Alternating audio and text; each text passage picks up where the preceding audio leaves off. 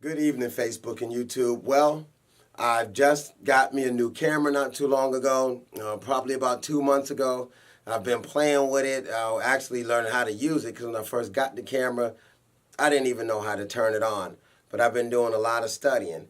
So what I've decided to do with my camera is I wanted to actually start documenting some of the different things that I do so that, well, let me just say this. One thing is I'm about seeing is believing.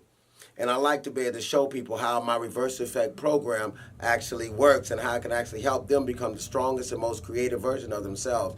One, by no longer being victims to their past. So even though I still have a lot to learn and a long journey ahead of me, I would like to bring you along with me. So this is my first video of while I'm in DC. I actually met up with one of my homeboys, Jonathan Newton, and we actually had a real interesting conversation, and I want to bring that conversation to you. I actually did a few other things while I was there on my trip, and for people that follow me on Periscope, you know that I like to go out of town, I like to travel, and while I'm out there traveling, I try different vegan and vegetarian restaurants, and I like to bring that to you here as well on my YouTube and my Facebook channel if you don't follow me on Periscope. But if you want to follow me on Periscope, it's Clinton M. McCoy, just like any of my social media outlets, whether it's YouTube, Instagram, Facebook, or LinkedIn, or even Amazon, where you can purchase a copy of my book. I had to throw that plug in there real quick. But yeah, that's just basically what I'm going to do. Learning my camera, actually found it, I didn't know that this was going to be something that I actually love, very passionate about it. And as I do in most things that I do, I like to show people, look, if you have a passion, why not do it? If you want to really live, why not? And that's what my program is, and that's just what I'm going to do here. So here is my first video in a series of videos that I'm going to actually be bringing to you over the course of my journey. And I hope you enjoy it. I hope you watch this one and the next one and the next one and the next one after that. And, you know, thank you for tuning in.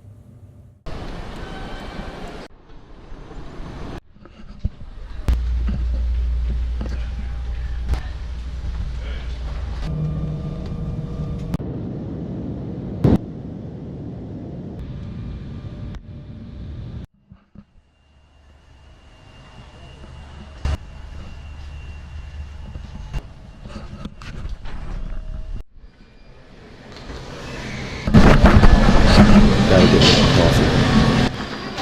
Sorry, buddy.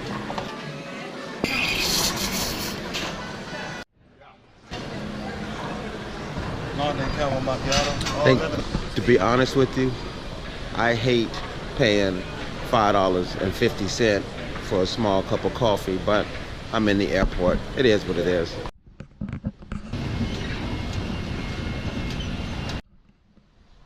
Okay, first time ever catching a train here in Washington. I got some instructions to follow to get to the person that's supposed to actually pick me up or meet up with me, and this is what I'm stuck with. This is my first time riding on a subway here in DC. Actually, it's probably my first time that I can remember even riding on a subway. And for me, it's pretty exciting. I love overcoming fear and I love achieving my goals. See, a lot of people cannot do the things that they want to do in life because they choose to be consumed by fear. Remember, you do not have to fear the unknown because the first time for doing anything is never requires precedent. So, I'm in a rush, readjusting my GoPro. My stop comes up. I only drank half of my $5.25 coffee. That's kind of upsetting.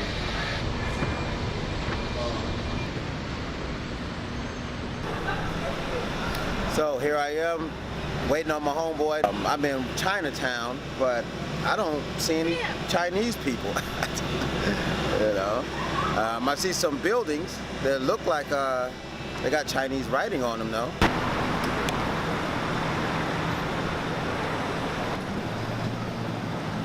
All right, I think I see my ride right here. Old Jonathan riding good in the BMW. Man, I ain't seen my boy in 30 years. Hey, what's going on? During our ride together, we had a conversation on a bunch of different topics, but one of the conversations that stood out was our conversation about choices, conditioning, and taking advantage of opportunity. You know, I don't know what your opinion is about this. Turn left on U Street. But west. I used to be under the impression that most of the choices that we're able to make are completely within sight of our will to choose whether we make them or not. And, you know, understanding what influences environment had on the decision-making process. And as I've got into social justice work, you know, the one side of the coin is that people can make every choice that they choose and everything, they're personally responsible for every single choice. And the other side of the coin is they're not really responsible for their choices at all. You know, society and environments are what produce the choices that we make. And that's not the truth either. The truth is somewhere in between, in that choices that are made are often influenced largely by our environment, our nurturing from our parents and our family environment and so forth. And when you go into certain environments to see the very limited choices that people have, and so it becomes no real puzzle to learn why some of the people make the choices that they do make, you know, even though there are other choices that are out there, you know, entrepreneurship and so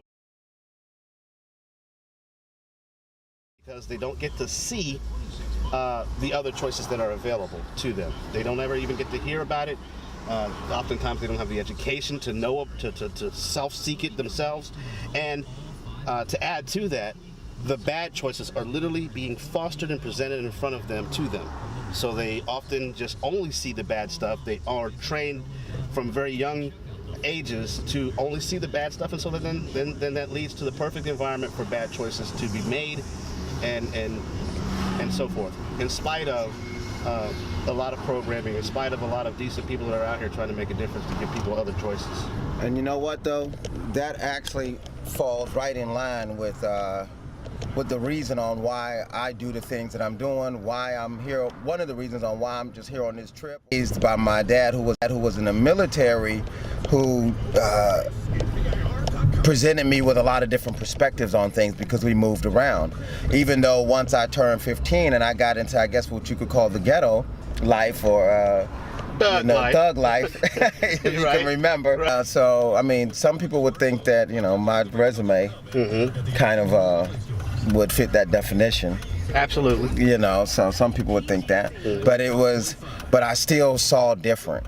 But being able to see people that are not really presented with those type of choices in life, or brought those wider perspectives, it is very easy to get locked into a mode of thinking that your current situation is all that it is and it's all that it will be. And matter of fact, even though I was exposed to different situations on things, I got locked into that mindset for a while at times too. I remember thinking to myself a while, you know, man, you know what, I'm straight. I don't ever want to leave the proverbial hood. Right. The gangster This is the life. best that life has to offer. Yeah. This is it. I have arrived. I want to ask you just one question, Clint. At what point were you able to break your cycle, or was it individually a self arrival, or was there outside influences that helped you break that chain of mind lockedness, is what I call it, where you were locked in? What contributed to you breaking the cycle? Well, I can't say that it was one thing or really too many outside influences. I think that it was an internal thing. I firmly believe that a lot of the reason that I'm on the path that I'm on was you know, an interaction from God inside me. And I believe this because at the time when this interaction started happening, I was atheist. So I didn't believe in God. I was more than a non-God believer. I was actually a hater. So if somebody even spoke about those different type of things, I would get upset. Oh yeah, I would try you. I would straighten you. I'd test you and see, you know, if you really believe that. But it was to make a long story short, and we'll probably, you know, as I'm here over the weekend, we'll definitely bring these things out and talk about it. It was one, it was something internal. It was once I had to really evaluate myself and where I was at and what I was even doing. Even though, as you probably know, at the time I had influence, I had money, but I was still being a loser as I based it upon my potential. Did you feel empty on the inside? With all the money and all the influence, did that leave you? Did the money and having the influence, and you had all the trappings of what we call the life? Did you still feel empty on the inside? Like this can't be all there is to it. Well, at one time, I used to deny how I felt to myself. I had to deny. That's one of the reasons why I probably chose atheism at the time, because I didn't want to feel like there would be consequences for whatever physical actions I did if I didn't receive physical consequences. So I was able to really stretch the boundaries on, I guess you would say, exerting my influence on people. But that's a unique characterization of that word. What's that? Influencing my influence. What did you say? Influencing my influence on people? Oh yeah, extending the boundaries on how I would actually that's a good influence people. Yeah. So that's my way of putting it mildly. Yeah, right. That's my way of putting it mildly. That's good lawyering right there. Well, just so being able to even just be in this position that I am, getting back to what we was talking about earlier, as I do believe, I know we have the power to choose any direction that we want. The missing element, or the missing variable inside the equation, is people have to be introduced to other things, other realities. And this is the main reason on why I'm doing my channel. This is why I'm doing my YouTube channel. This is to give them exposure to those. To give them exposure. Absolutely. And let them know that, look, okay, you got one felony and you feel stuck. What's the problem? Come on, right? And if you can do it, they can do it. If you can make a change, and you can do the things that you're doing, so can they. Because oftentimes people don't think that they can do it because they've never seen an example of people actually doing the thing. And I'm here to tell you, brother, I'm really, really proud of you, man. From the bottom of my heart, I get emotional when I think about it, because I know the odds of the things that you overcame from the place that we came from, and then the odds of the things that you eventually got exposed to with the criminal justice system. I know the odds are very slim to absolutely none for you to be doing the very types of things that you're doing. I do not find it a coincidence. Oh, and this guy's actually a lawyer. He was a police officer at one time, right? Police officer at one time. Now he's actually a lawyer. So the stuff that he's saying is powerful, and actually is making me feel. Because sometimes I forget. Because what I do is I look at people who's had it more difficult than I've had it, and really made what I would consider as higher gains than I have. Definitely thank you for saying that. But that's what I was talking about. So when people say like, I've been to prison, I'm like, only once? And you stuck? Right. And you stuck and don't give up. People be like, man, I only made it out of high school. Well, I got expelled in the 9th grade. What's your point? Right. I have a friend right now, for me, my story, how I ended up coming to law school. It was not by a traditional route. I blew the whistle on a sitting sheriff in Georgia, and the whistle blew back, and I was indicted on 13 felony counts.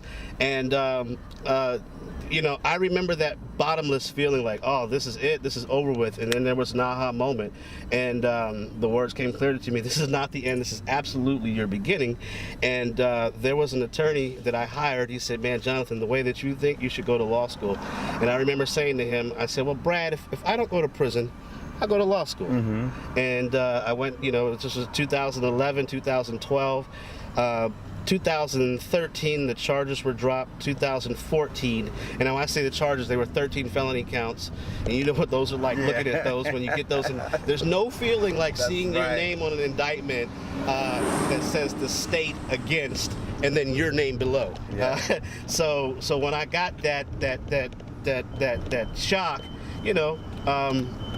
I kind of, looked at things and said, well, let's hear what are the offers that are out there for me. Even though I knew I didn't do it, I just knew that based on what I had seen from the system that, it was going to be very difficult. It's hard to overcome 13. It's hard to overcome 13. Yeah, they're going to get you one. They're going to get me on one of those. And then they're going to get you for the rest of them, even if it's just one. Right, and so that's what I looked at, Clint. And so, but anyhow, he said, man, you're not pleading to none of this stuff. That was the first time I'd ever met a real lawyer. He talked so much.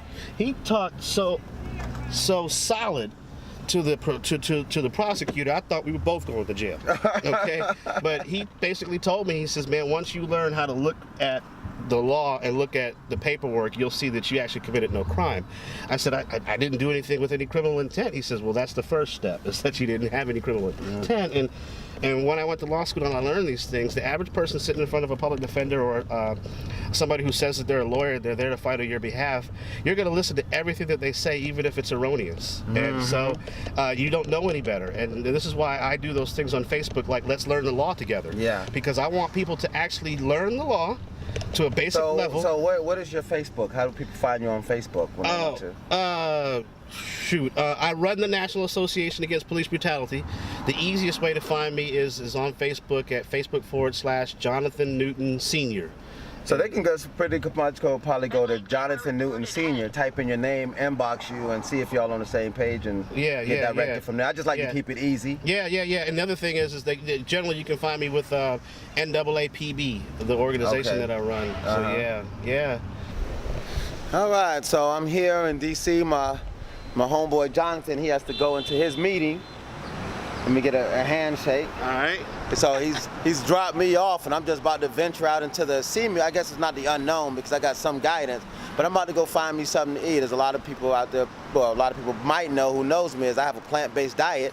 So we done asked for a couple directions, and I'm gonna walk down and find me probably some Ethiopian food or something that's soul food and vegetarian style. All right.